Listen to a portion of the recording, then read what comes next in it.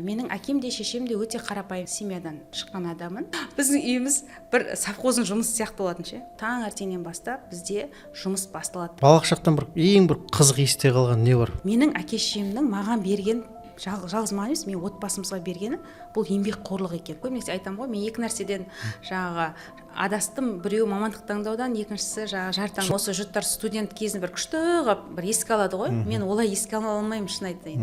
Біздің студенттік кезіміз ауылдан ақша келмейді. Ол кезде почта отправить ете алмайды ақша. Қызық нәрсе жоқ дейсіз бар екен ғой. Жасым келді ғой, уже мен түртпектеп бастады. Мен негізі Қызылорданың адамы, оңтүстіктің адамы. Мен жасымдағылар уже балалар бар. Мен класстастарым көбісі үйленіп кеткен. Былай қарасаң уже отырған қыз деген атақ болып жатыр. Көрдіңіз ба? Айтады ғой балаларға өзің ісіңмен дәлелде деп. Мен қазір еңбекқорлығын көріп жүріп, балаларым, олар да осы бизнеспен де айналысқысы келуі мүмкін. Күшті сұрақ қойдыңыз. Әттеген ай ма? Әттеген ай.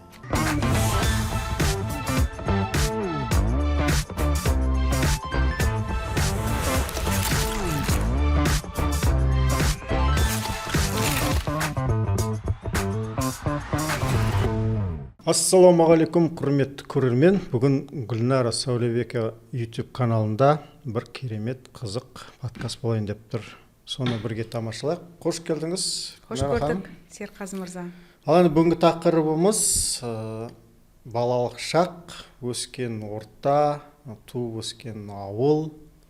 Содан бастасақ, сосын ары қарай біртіндеп жастық шаққа да өтетін боламыз.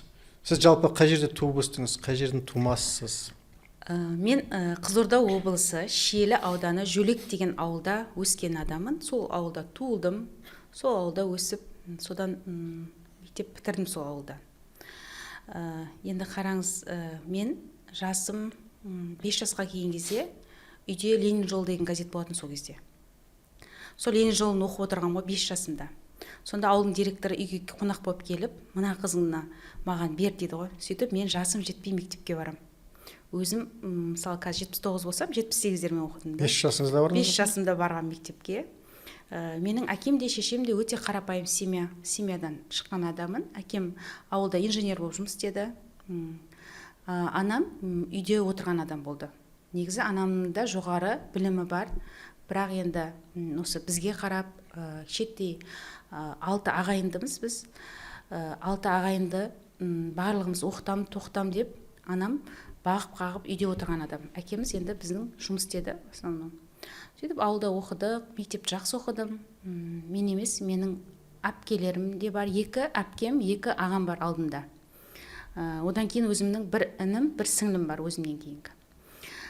Жақсы оқыдық мектепті. Менің ағаларым да, әпкелерім де барлығы жақсы оқыды. Бірақ менің анам ешқашан 5-ке оқы, 5 неге алмайсың деп қолаған емес. Мен мектепті мысалы Қызылға бітірген жоқпын, бірақ мен мектепті жақсы оқыған адаммын. Жақсы оқығаным арқасында университетке түстім өзім күшіммен. Мен бірақ армандадым. 11-ші класс оқып жүргенде, примерно айтайын сізге, ауылға больницаға түсіп қалдым. Өмірімде бірінші рет больница жатқанда, сол кезде мына ақ халатты абзал жандар өте жаңағыдай ауырып жатқан кезде өте жақын болып кетеді ғой. Ең жақыны сол болады. Қатты қызықтым, әппақ халат киіп, ақ шепчик киіп алады бастарына. Анандай бір сөзінің өзі адамдар жаңағыдай жазады да, сөзінің өзі. Содан бір айдай ма ауылда больница жатқан кезде мен түсіндім, мен врач боламын дедім, мен дәрігер боламын дедім. Сондай бір арман қуалап, содан химия, биология деген сабақтарды оқыдым, жақсы оқыдым. Мен мектепте мен барлық сабақты жақсы оқыдым. Бірақ мен мектепте ең жақсы көретін математика сабағы болды. Білмеймін, математика сабағына кірген кезде мен жанымды беріп, сабақ есеп шығарғанда мен бір рахат табатын. Математиканы жақсы көрген неден болды деп ойлайсыз? Мұғалімнен бе, әлде болады? Кейде адамдар мұғалім арқылы болады. Тұқымнан деп ойлаймын. Менің әкем де шешем де біздің барлық отбасымыз бойынша есеп шығаратынбыз. Біз геометрия, алгебра, косинус, синус барлығын біз келеді мектептен осындай тапсырма берді десе, барлығы отырып шығаратын тұғым. И содан ба білмеймін, менің өзім әкем де математик, мамам да математик болды да. Сол мамам мамандығы экономист болды мамам. Папам инженер болды. Екеуі де математиканы оқыған ғой. Қаннан да деп ойлаймын. Одан кейін мектептегі мұғалімге де байланысты шығар деймін. Алғашында біз мынандай заманда 85 жылы мектепке бардым, 95 жылы бітірдім ғой. Кішкене мынандай заман, тоқырау заманы болды сол кездері. сол кездерде бізде мұғалімдер де көп жаңа ауысты, кетіп қалды, бизнеске кетіп қалғандар болды, саудаға кетіп қалғандар болды. Сондай кездер болды, қиындау кездер болды, айлық бермейтін кездер болды. Кішкене сондай бір заманда оқыдық деп ойлаймын да. Енді мықты мұғалімдер болған біздің мектепте, бірақ кетіп қалды дейді көбінесе. Одан кейін жаңа химия биология пәнін, ол да маған жақын болды. Осы пәндерді басып оқыдым. Сөйтіп арманым Алматыдағы Асфендияров университетіне, медициналық факультетіне түсу. Яғни врач болғым келді, дәрігер болғым келді. Енді қатты армандадым. Бірақ енді үйден 10-шы класс бітіріп үйден шығып кетіп бара жатқан кезде әкем бір ауыз сөзі мені тоқтатты. Қыз балаға ең жақсы мамандық бұл мұғалім ғой деді. Содан Алматыға келген соң қатты ала сапырдым. Қасымда анам бар, екеуміз келдік Алматыға. Алматы деген қаланы көрмеген, өмірімде бірінші рет көргем, өмір бойы ауылда өскен адамыз ғой. Қатты алдым, уайымдадым, бірақ сол әкемнің бір ауыз сөзін кетірмей, жоғалтпай. Біздің АГУ дейді ғой қазір, Алматы мемлекеттік педагогикалық университет қазір. Бұрын Алматы мемлекеттік университеті болатын. Сол университетке, бұрынғы Каспий дейді ма? Қалай? Сол университетке тапсырдым документті. Химия биология деген мамандық бар екен өзі. Соған тапсырдым. Бір айдай жүріп дайындалдым. Ауылдың білімімен салыстырмайсың, бұл жаққа келесің, қанша білімділер келеді. Бірақ мен сол жерден грантқа түсіп кеттім. Сізде кішкентай кезіңізде жалпы қандай арман болды? Оқудан бөлек, оқуды бәрі армандайды ғой. Біреулер армандайды, шіркін үлкен қалада тұрсам ғой, болмаса үлкен үйім болса ғой, болмаса мынандай бір қызмет істесем ғой, немесе бір көлік алсам ғой. Тағысын тағы балалық кішкентай кездегі бір арман болады ғой. Қандай болды? Мен енді қандай бір арманым бар деп айта алмаймын, бірақ мен қазір ойлаймын да, мен арманы жоқ балалық шақта өмір сүріппін деп. Біздің балалық шағымыз былай өтті ғой. Мен мысалы Дарияның бойында өскен адамыз. Біз жаз бойы балық аулаймыз, көлге түсеміз, дарияға түсеміз. Қып-қызыл болып бетіміз жарылып, басымыз биттеп, осылай жүрген адамдармыз. Одан кейін менің әкем де, шешем де өздері жұмыс істесе де, үйде бізде көп ұстайтынбыз, мал көп ұстайтынбыз, қой, ешкі, қой, сиыр болатын бізде. Бізде қазы болатын. Оларды апарып шомылдырасың көлге. Үндіктер, тауықтың да түрлері болатын. Мен мамам инкубатордың тауықтарын алып келе беретін. Олар кішкене өліп қала беретін. Одан кейін қазақ тауықтар, қоян. Енді біздің үйіміз, одан басқа жаңағы итіміз бар, мысығымыз бар. Біздің үйіміз бір совхоздың жұмысы сияқты болатын ше. Біз таңертеңнен бастап, үйден көп балалы отбасымыз ғой, таңертеңнен бастап бізде жұмыс басталады. Таңертең 15 сиыр бар, 15 сиыр сауымыз керекпіз. Таң атпай 6-да. Осы 15 сиыр сауамыз, одан кейін оның 60 литр сүті бар, оны пісіреміз. Оның процедурасы өте көп. Сүтін пісіреміз, одан кейін ұйытамыз оны. Одан кейін кешегіден қалған ұйыған нені пісеміз күбімен. Майын аламыз, сөйтіп одан кейін түстен кейін құрт жасаймыз, демаламыз, түскі тамақ бар. Сондай сияқты. Одан кейін бір нәрсе есіме түсіп кетті де, ауылға қаладан келін болып түскен біреу айтыпты ғой. Ойбай, мынау сүтті іріту керек екен, шіріту керек екен, жұмысы көп екен депті ғой. Турасы көп жұмыстан өткен екенсіздер ғой. Иә. Осындай жұмыстың барлығын істейді. Менің алдымдағы әпкелерім, ағаларым барлығы оқуға кетіп қалды да, одан кейін көп жұмыс маған түсті. Мен өзім кішкентайынан бастап осы жұмысқа араласып. Яғни бала кезден кәсіпке, еңбекқорлыққа сіздер ата-аналарыңыз баулыды, соны көріп өстіңіздер, еңбекке бейім болдыңыздар, иә? Иә, одан басқа қора бар, қанша мал бар, оның астын тазалайсың, суын тасып бересің, жем-шөбін тасып бересің. Енді әкем жұмыста, в основном ағаларым жаңағыдай тоже оқуда болды. Осындай нәрселер бар. Мен үйдің жұмысынан гөрі сол сырттың жұмысын қаттырақ жақсы көрдім. Өте жақсы, түсінікті. Енді мынандай бір қызық нәрсе сұрақ қойғым келеді. Балалық шақтан ең бір қызық есте қалған не бар? Біреумен төбелесіп қалған ба, әлде бір қызық жағдай ма, басқадай? Біреулер айтып жатады, бір жерден құлап кеттім, тағы бірдеңе болды деген сияқты. Сондай бір есте қалған қандай жағдай бар? Болмаса мектептегі алғашқы махаббат деп. Мен өзімше мектепке барғанда былай болды, қызық болды. Мен өзім 5 жасында барғанмен мектепке. Енді мен өзім жетілмеген екем да. Жаңа біліп тұрмын, оқып тұрмын. Жетілмеген екем. Сонда сабақ түстен кейін басталады екен бізде. Ал мен таңертең тұрып бәрі сабаққа кетіп бара жатса мен жылайды екенмін. Мен сағатты білмейді екенмін. Сағатты білмеймін, мен сабақтан қалып қойдым деп жылайды екен. Одан кейін түске шейін жылап отырады екен. Түсте сабақ басталған кезде, мен сабаққа жіберген кезде мен тіпті сабағым бітіп қалды, мен бармаймын деп жылайды екен. Содан мына көршілеріміз, біздің үлкен молда болды көршіміз. Сол молда бар, мына жақта үлкен кісілер барлығы шығып ауылдан мені былай мектепке қуады екен бәрі. Біреу алдайды, біреу ақша береді, сөйтіп қуады. Шаман ерке болған ғой енді. Қуады екен. Содан мамам өзі талай рет мектепке мені жалаң аяқ апарған қуып. Сөйтіп мектепке барып жылап отырамын. Кейін 2-3 классқа келгенде кішкене есім жинап, сол кезде барып айттым, мына сабақ деген қиын екен ғой деп, сол кезде барып айттым да. Сондай қызықтар білемін мен жас шағымда. Алғашқы махаббат жоқ, мектепте болған жоқ, шынымды айтайын. Онда сіз ана беріліп сабақ оққансыз ғой? Мен қыздар құсап бір белсенді болды. Бізде өзінің үйімізде артық уақытта болған жоқ, шын айтайын. Біз таңертеңнен кешке дейін мына совхоздың жұмысшылары құсап жұмыс істейтін тұғымыз. Біз біреудің үйіне қыдырып баруға да уақытымыз жоқ. Біз қыдырып басқа қалаларға, басқа бір жерге туысқандарымызға, бір 4 күніне мамамыздың бармайтынбыз. Біз барсақ, мынау жұмыс қалып қалатын тұғым. Өйткені қанша айтып отырмын ғой, барлық мысалы тірі бәрі үй жануарлары, олардың бәріне қарап отыруың керексің, олардың бәрін уақытымен алуың керексің. Бір күн сиыр сауылмай қалса не болады? Иә, сондай сияқты ғой. Сауылмай қалса не болады? Сиыр айдалмай қалса не болады? Оны падаға қосуың керексің. Таң атпай шығып падаға айдап шығасың. Одан кейін қолың тез келесің да, қолың тез мына жерден сиыр сауасың ғой. Сонда мына жердің барлығы сүт ағады ғой. Ол сүт қатып қалады. Осы сүт жаққанмен тез бит жуа салатын шығармыз. Мектепке жүгіріп барамыз. Мектепке жүгіріп барып деп түкіріп ана жаңағы сүртіп отыратынбыз. Осындай кездер. Бұнда енді қараңыздар, бұл жерде менің әке-шешемнің маған берген, жалғыз маған емес, мен отбасымызға бергені бұл еңбекқорлық екен. Біз басқалардың балалары құсап, жаңағыдай еркіндікте өскен жоқпыз, қыдырып жүрген жоқпыз, түнде қыдырған жоқпыз, басқа қалаға қыдырған жоқпыз, жаз каникул қыдыру керек деген жоқпыз. Мен даже студент болып жүргенде де ауылға келіп, каникулда таңертең кешке 15 сиыр, одан кейін күні бойы жаңаның сүті, майы, құрты бар, қанша нәрсе, ең соңында ана майларды да сен не қылуың керексің, күйдіруің керексің. Сөйтіп қысқа дайындап, қап болып осылай тұратын. Оны сатып, 1 теңгеден құрт сататынбыз. Соны сатып, біздің жаңа жол пұлымызды, жаңа біздің бір студент болғанда ақшамыз тауып беретін анамыз.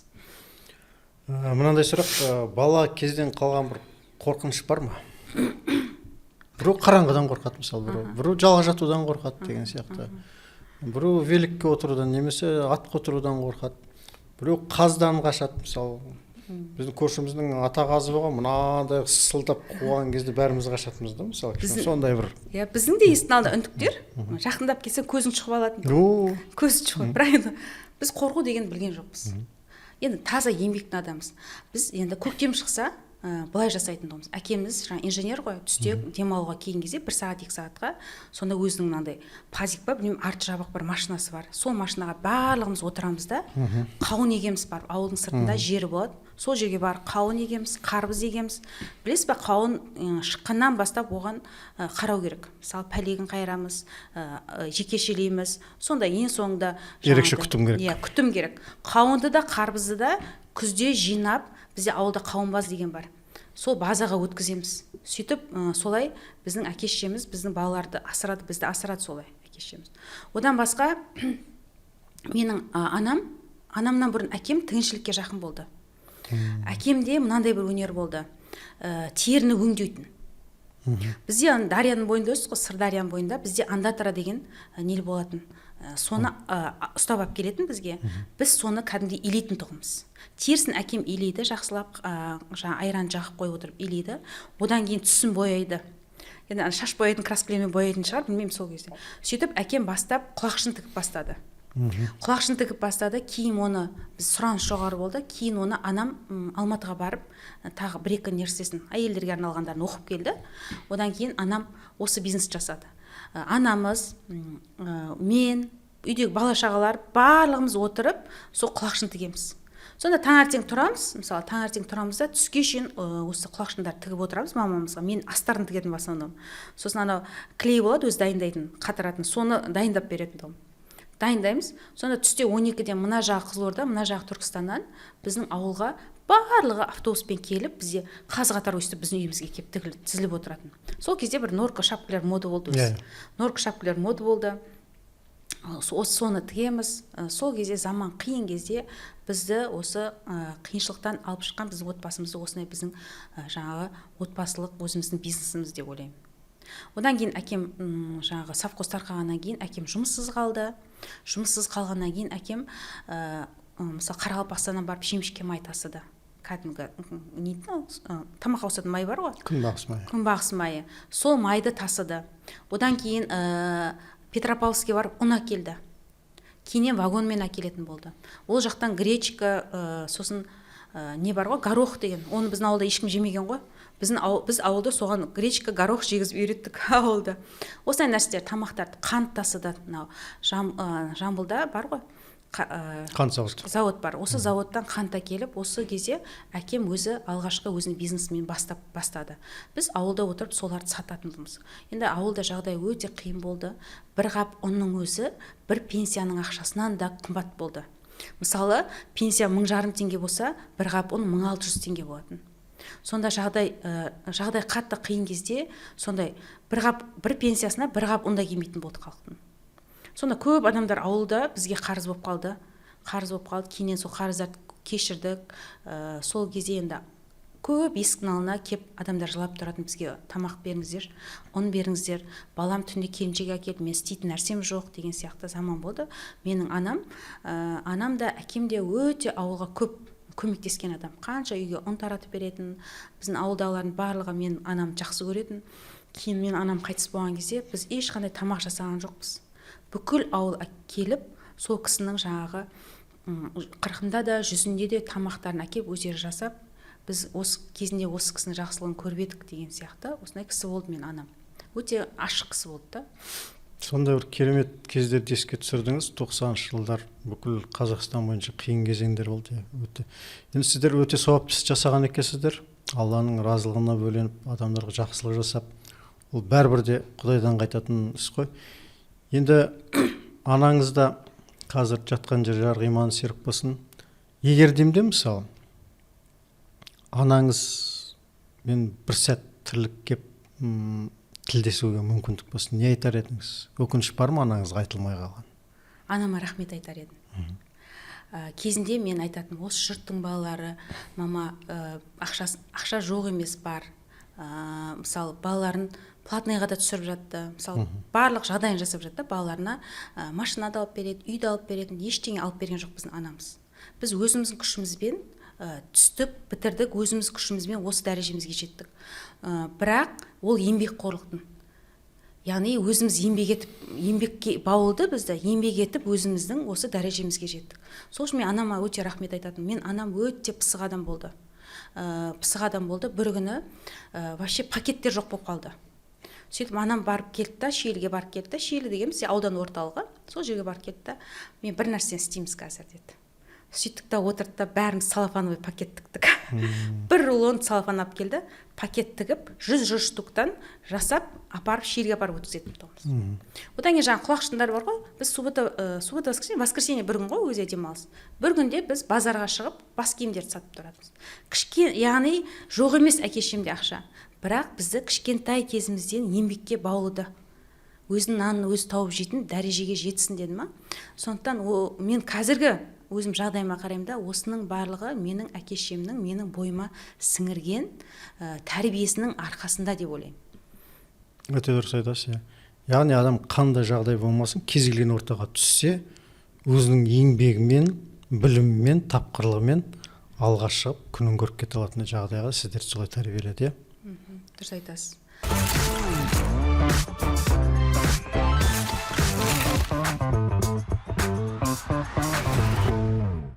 Енді мен арман қуып Алматыға келдім.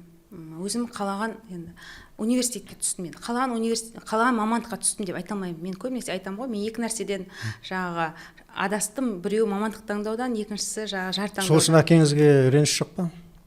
Жоқ, әкеме реніш жоқ. Мен ол гештальтты жаптым.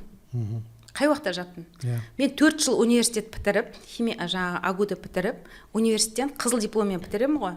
Сол бітірген жылы барып, қайтадан Асфендияровқа университетке оқуға тапсырамын ғой. Сөйтіп тапсырып, ол жерге грантқа түсем. Грантқа түсем да, бірақ документтерімді алып оқымай кетіп қаламын. Неге? Мен өзімде гештальт жаттым. Мен түсе алатын арманым болды, түстім оқуға. Түстім, иә, түстім, бірақ оқыған жоқпын. Сол кезде документін алып кетіп бара жатсам, бәрі күледі. Сіз қалай алып кетіп бара жатсыз? Жұрт бұған түсе алмайды ғой деп. Түсіп, ең жоғары балл жинап алғансың ғой. Енді маған солай болу керек болды. Кейін университет бітіргеннен кейін магистратураға түстім. Сол жылы магистратураны бітірдім, одан кейін аспирантураға түстім да. Аспирантурадан бітіргеннен кейін, қорғағаннан кейін мен сол Асфендияров университетіне мұғалім болып келдім. Почти 10 жылдан кейін. 10 жылдан кейін мұғалім болып келдім сол университетке. Сөйтіп ол университетте мен 15 жыл сабақ бердім. Сөйтіп бір жағынан ол да бар.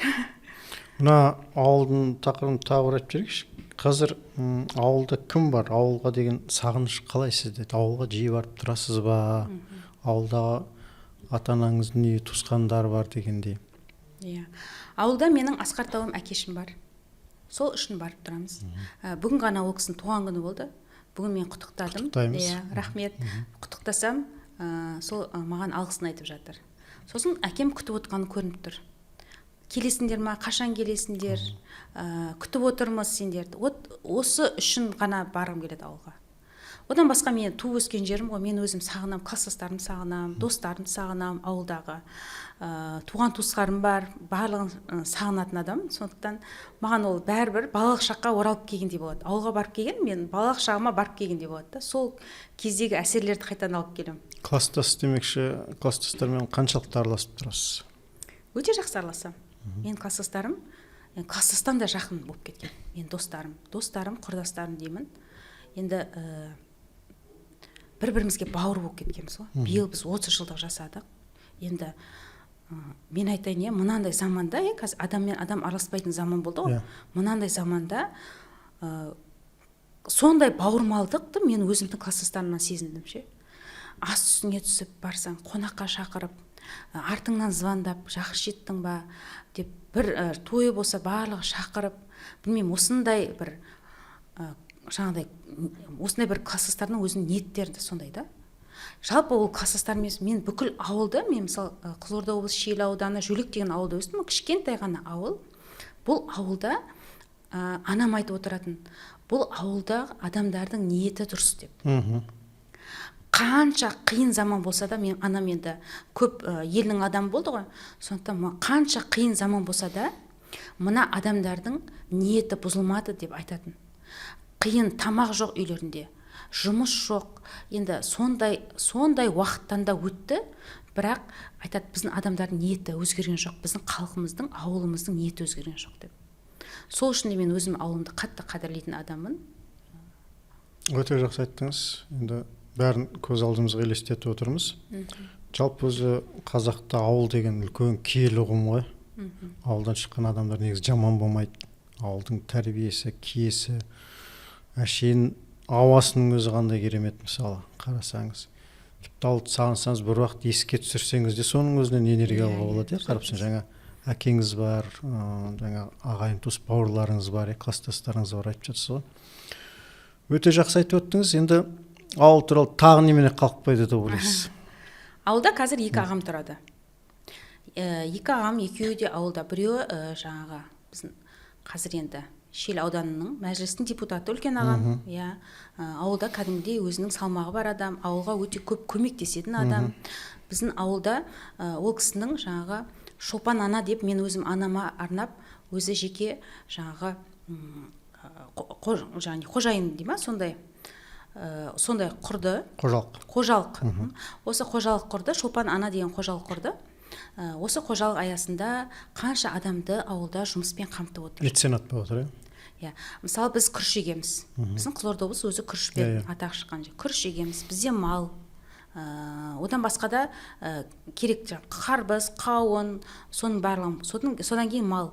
Осы жаңағы сиыр, жылқы, бізде қой деген сияқты, осының барлығын егеріп ұстап отырған мен қазір енді жаңағы әкеміздің де анамыздың да жолын осы ағамыз қазір жүргізіп жатыр. Барлығымызға қамқор ағамыз бар, Құдайға шүкір. Барсақ, екі ағам да құшақ жайып қарсы алады, жеңгелеріміз де жақсы. Екінші ағам да осы малмен айналысады қазір. Екеуі де осы ауылға еңбек сіңіп жатқан адамдар. Бәрі кәсіпкер дейсіз. Кәсіпкерлер. Жалпы анаңыз қай жақтың адамы? Жалпы анам менің Қызылорда облысы Жалағаш деген ауылдікі. Кіші жүз болған руы. Ол анам жас кезінде әкесінен айырылған. Үйінде жаңағы әкесінен айырылған, анасы мектепте пол жуатын болған, өзінен кейін екі сіңлісі, бір інісі болған. Анам өзі ауылда мектеп бітіргеннен кейін трактор айдаған ауылда. Трактор айдап бір жылдан кейін трактор айдап болғаннан кейін, бір жыл трактор айдайды анам ауылда. Сөйтіп, оны жаңағы направление дейді, бір направление болғанда, осы направлениемен Алматыға сельхоз институтқа жібереді оқуға. Сол направлениемен түседі. Сөйтіп, менің әкем де сол университетте қойды. Сөйтіп, екеуі танысып, сол кезде үйленеді екеуі. Студент болып жүріп екеуі үйленеді. Кейін үйленгеннен кейін әкемнің анасы, әжеміз ғой, өте ауыр жағдайда болған. Ауыр жағдайда жатқан, төсек тартып. Соны қарайын деп анам университеттегі оқуын тастап кеткен, соңғы курсынан тастап кеткен. Бірақ әкеміз бітірді университетін, ал анамыз сол әжемізге қарап, сөйтіп сол ошақты сақтап қалды. Әжемізге қарады, одан кейін бізге қарады деген сияқты. Яғни қара шаңырақ ие болып қалды ғой, иә? Иә. Сөйтіп ауылға келіп, әкеміз жас маман болып ауылға келіп, өзінің жұмысын істеп бастады, өзін главный инженерге дейін көтерілді. Анамыз енді сол ауылда енді жаңадай кейін бизнеспен айналысты, елге көмек берді. Осындай тірліктер істеді. Сөйтіп, арман қуып Алматыға келдіңіз. Енді оқуға түстіңіз университетке, жаңа ұлттық педагогикалық университет. Ол жерде қандай қызықтар басталды, оқу білім деген? Университеттегі күндерімді мен қазірдің өзінде қиналып еске алып жүрмін. Өткен жатақхананы айтып едіңіз ғой? Енді мен сізге айтайын. Біздің Агуд университетін білесіз, қаланың дәл ортасында. Оның университеті мына Ақсай 3-те болды. Ақсай 3 деген жатақханасы, то есть. Ақсай 3 деген мынау қаланың сырты болды ол кезде.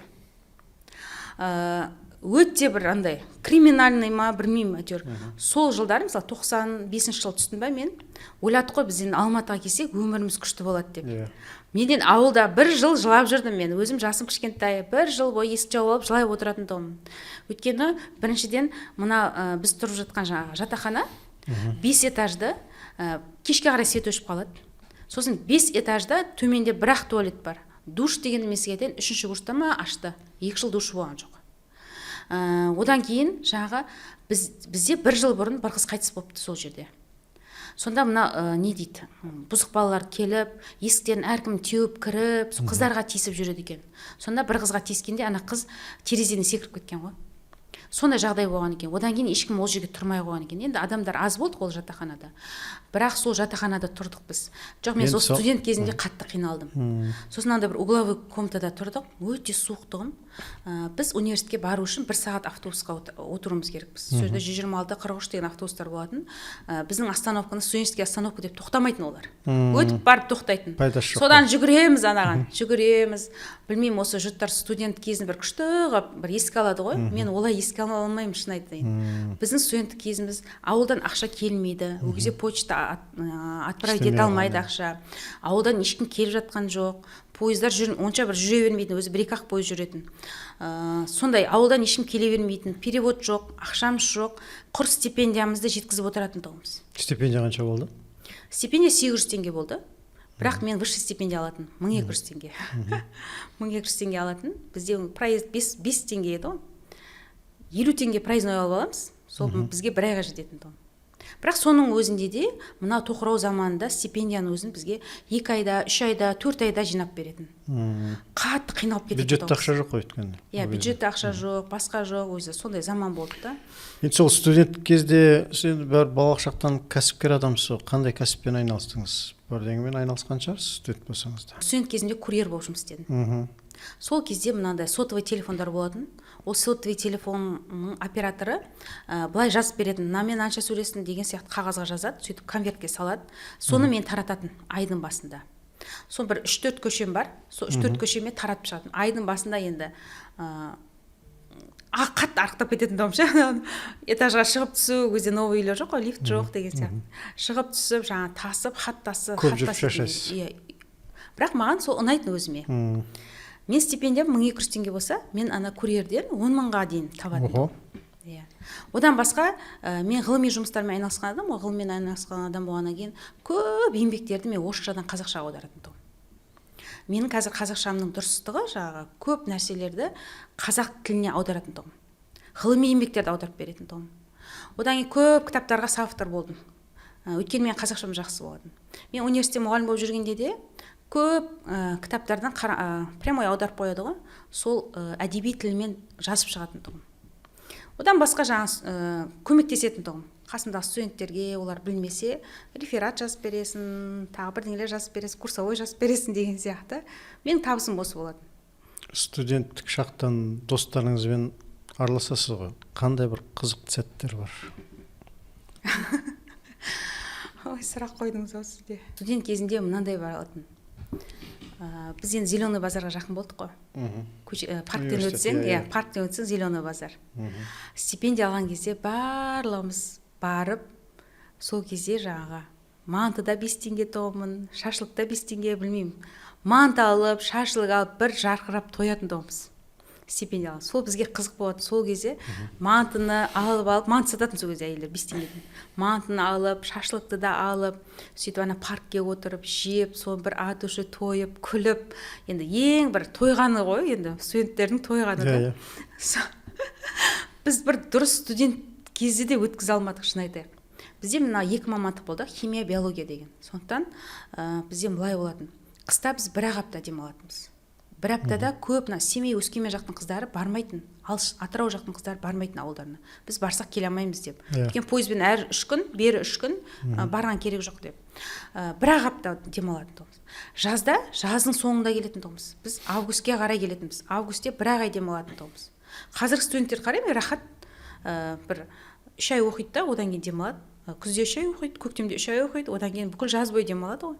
Мен айтамын, біздің студенттік кез, білмеймін, жылы 12 ай оқыдық па, вообще солай қиын болды. Солай болатын, біздің кезімізде 1 ай ғана демалатынбыз біз. Сессиямыз бар, өтетін практикамыз бар. Сонымен 11 ай сонымен өтеді, сосын 1 ай ғана демалатынбыз. Солай болатын. Бірақ енді химия, биология мамандығы болған соң бізге қызық болатын. Бізде зоология болса, біз кетіп қалатынбыз, тауға барып, шыбын шіркей ұстайтын тұғымыз, жаңағы ботаника деген сабақта біз гүлдерді, гербарий жасайтын тұғымыз, тауда, таста жүретінбіз осылай, табиғатта біз көп жүретін тұғымыз. Медеуге, Алмарасанға көп жаяу шығатынымыз. Сол ұнайтын бізге. Сонда табиғатқа шығасыздар, жаңағыдай жинайсыздар, сонда жыланнан қорықпайсыз ба? Жоқ, жылан ұстаған емес біз. Болады ғой, табиғаттың аясында бір аң шаға келуі мүмкін, жылан шаға болуы мүмкін, шаян шаға болуы мүмкін. Біздің зоологиядан беретін апайымыз болды, оның дачасы болды. Сол дачада бәріміз жататынбыз. Бізді алып кететін сол дачаға. Сөйтіп 10 күн бойы жататынбыз. 10 күн бойы сол жерден жаңағы құрт құмырсқа бәрін алып, оны неге қатырып, сөйтіп жасаймыз. Одан басқа сабағымызды оқимыз, күнде лекция оқимыз, дайындаламыз, сол жерден экзаменіміз бәрін тапсыртатын тұғым. Сосын бәрі спальный мешок деген болатын бізде. Сондай киіп алып ұйықтайтынбыз кешке. Азында таңертең тұрған кезде біреуіміздің бетіміз не болады, зубный паста, бірдеңе солай сөйтпіз ғой бәрі баламыз. Солай жағып тастайтын тұғым. Сосын бір кровать болатын апайдың үйінде. Сол кроватьқа бәріміз таласатын тұғымыз. Мен енді жасым кіші болды, университетке келген кезде. Мен енді жасым кіші, мен 1 жылдай мені ешкім менсінбейтін, мұнша не істемейтін. Өзім 1 жыл жылап жүрдім, шын айтайын, мен университетке келгенде. Екінші жылы бізде 75-ші жылға өзімнен үлкен, 4-5 жас үлкен, мысалы. Сондай адамдар уже староста болатын. Кейін 1 жыл өткеннен кейін мен өзім көрсеттім да, мен сол жерде староста болып алдым. Ең жасы кіші болғанмен, сол 30 студенттің старостасы болдым. Бітіргенше мен староста болып жүрдім. Енді жақсы оқығаннан кейін барлығы маған сеніп, маған сол старосталықты берді. Мен өзім мектепте де староста болған адам, сондықтан жақсы көрем. Сонда да бір қызықты бірдеңені айтып берсеңізші. Студенттен ба? Студенттік. Қатты қиналып тамақ болмай қалған кез бе, әлде ақша таусылып қалған кез болады ғой? бір күн мынандай уақыт не болды, жаздың аяғына қарай біздің уже ақшамыз да таусылды, ауылға да қайтқымыз келіп жүр, уже сессия бітейін деп жатыр, қалтада ақша жоқ. Сонда нан 14 теңге, бір бөлке нан 14 теңге тұрады. Сол 14 теңгені әйтеуір біреуден сұрап жүріп 14 теңге бір бөлке нан алдық. Үйде вообще ештеңе жоқ, жатақханада. Содан бір қыздың бір туысқандары осы бір жерде шашлық па бірдеңе жасайды, соның кілең майларын алып келетін анау. Сол майлардың бәрін шыжғырдық. Табаға салып шыжғырдық. Басқа бір нәрсе жоқ, бір пияз жоқ, бір картошка жоқ. Шыжғырып, сол майға нанды батырып жеген күніміз болды. Білесіз ба, сол дәм әлі күнге дейін маған сол дәм, ең дәмді ас маған сол болып елестейді. Сол есімде қалып қойған. Қызық нәрсе жоқ дейсіз бар екен ғой.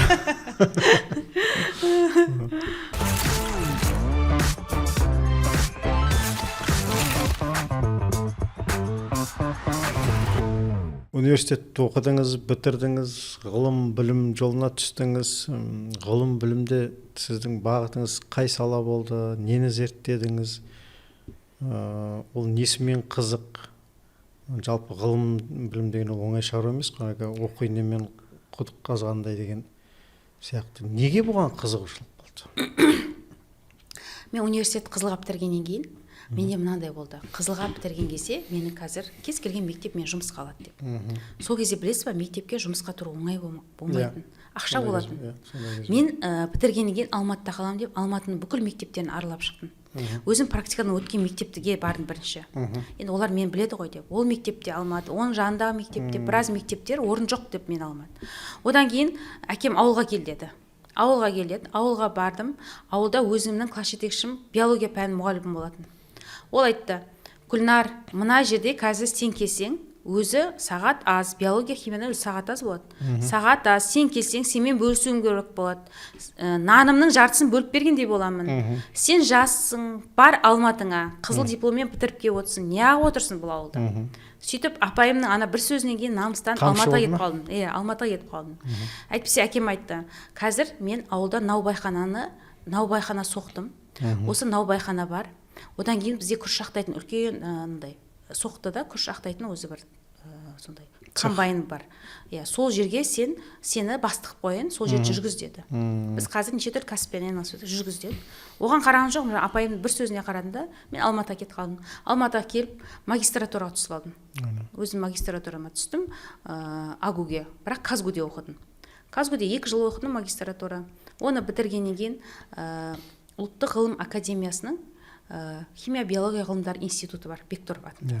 Вот сол университетке мен аспирантураға түстім. Аспирантура болдым, кіші қызметкер болдым, аспирантураны оқыдым. Оқып жүріп, сол жерде мен 25 жасымда химия ғылымдарының кандидаты, ғылым кандидаты деген атақты қорғап шықтым. Керемет. Яғни мен ерте барғанымның әсері деп ойлаймын. Ерте барғаннан ерте ғылым кандидаты болдым. Содан кейін барып мен күйеуге тиюді ойладым. Мен сол уақытқа дейін жігітпен жүрмегем, күйеуге тиюді ойламағам. Енді анам былай айта беріпті: "Оқысаң бірдеңеге жетесің, оқысаң жерде қалмайсың" деп айтыпты да. Енді біздегі тәрбие солай болыпты. Еңбек, білім деген сияқты. Одан кейінгісі екінші орында. Сол 25 жасымда ғылым кандидатын қорғағаннан кейін маған күйеуге шығу керек деген ой келеді ғой сол кезде.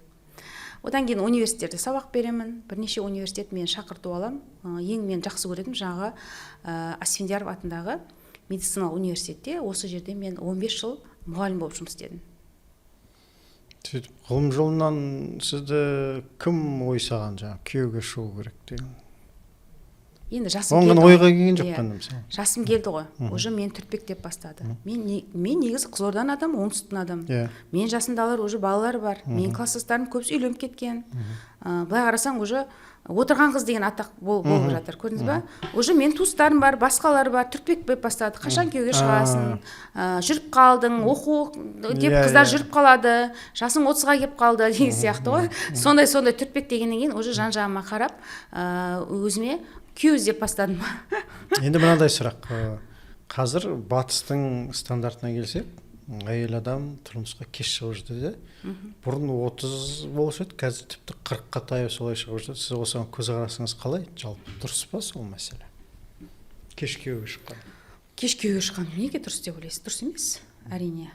Кеш күйеуге шыққан, мысалы мен өзім 30-ға таяп шықтым ғой, 28 жасымда. Жоқ, сіздікі де қазір Құдайға шүкір оқы, қазір 40-тан асып, 40-тың айналасында сондай жасқа келіп Енді кетті. қазір жасарып келе жатыр ғой. Бұрын 45-тегі үлкен кісілер уже апа сияқты болып жүретін, дұрыс па? Өйткені олар 18-16 жасынан бастап күйеуге береді. Енді бұрын салтта сондай болды ғой, ерте берді күйеуге, ерте балалы шақты болды. Уже 45 жасында, мен мысалы аналарым 45 жасында кимешек киіп жүреді, менің мамаларым. Ал қазір мен 45-темін, бізде өміріміз енді басталып жатқан сияқты. Енді заманына қарай адаммын ғой. Заманына қарай адам деп ойлаймын. Білмеймін, мен тым кеш енді 40 жастан кейін күйеуге тиюді ойлайтын. Мысалы Европада сондай. Мысалы мына тұрған Қытайдан келген қазақтар болды бізде бірге оқитын. Олар айтады, біз студент кезінде бізге үйленуге болмайды деп. Бізге университет бітіргеннен кейін барып үйлену керек деп. Үйленуге болмайды, қыз бен жігіт болып жүруге де болмайды екен. Оларға мысалы ол 30 жас деген дұрыс жас екен, 30 жастан кейін ойланады екен. Ал бізден, тем более мына оңтүстікте бізде қыздарды ерте береді ғой күйеуге. Бізде уже 25-тен кейін сен кәрі қызсың. Отырып қалған қызсың. Ешкім сені алмайды деп айтады. Қорқытады уже. Жалғыз қаласың. Жалғыз қаласың. Тізеңді құшақтап. Ол да проблема. Негізі қыздың күйеуге шықпағанына әке-шешесі қатты өздерін жейді екен. Біз бір жерден дұрыс жіберген жоқпыз ба деп. Сонда енді сол параллельден қазір енді сіздің балаларыңызды ауыстырсақ, қалай ойлайсыз? Балаңызға қазір жаңа бағана айтқан барлық әңгімелеріміз бар ғой. Ата-анаңыздан бастап, ауылдағы кішкентай кезден бастап. Сіз қазір балаларыңызға қандай тәрбие беріп жатсыз? Еңбекқорлыққа қалай баулып жатсыз? Осы жағына келейікші, сіз осыған қалай мән беріп жатсыз? Енді менің әке-шешемде мені еңбек істе деген жоқ. Болды, біз істедік. Бізде басқа көп. Олар ісімен көрсетті. Олар ісімен көрсетті. Мен де ойлаймын қазір, мен балаларыма не істейді қазір қалада балалар? Тек қана әртүрлі жаңағы секцияларға барады, курстарға барады. Олар сол ғой, білім алуы мүмкін жақсы мектептерде. Бірақ енді ол үйде істейтін де жұмыс жоқ қой қазір қалада үйде. Ондай жаңа мал қора жоқ, ондай мыңғырық зат жоқ қазір. Қой қора, жұмыс, пада деген жоқ қой ол ауылда. Шомылдырмайды. Ондай нәрсе жоқ деймін да қазір. Сондықтан қазір балалар қалай? Басқаша вообще.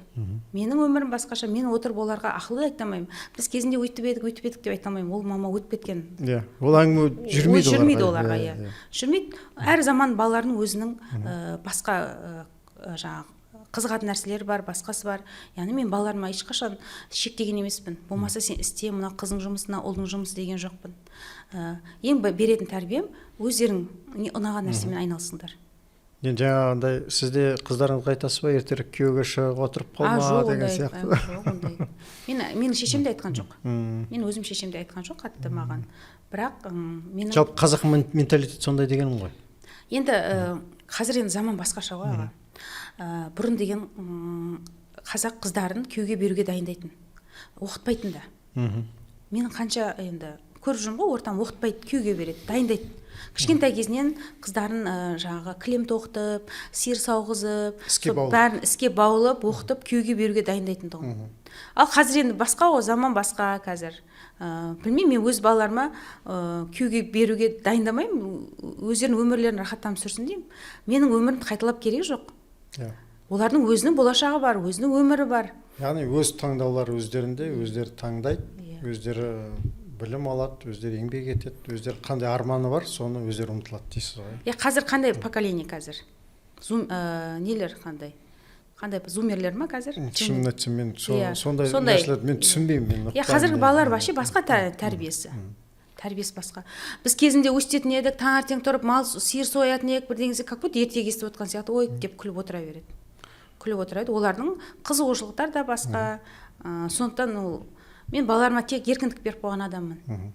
Өздеріңе ұнайтын нәрсемен айналысыңдар. Мен сендерге ештеңе бермеймін. Мен сендерге бірдеңе істе, айтып мен істете алмаймын. Мен өзім істеп қана сендерге көрсете алуым мүмкін.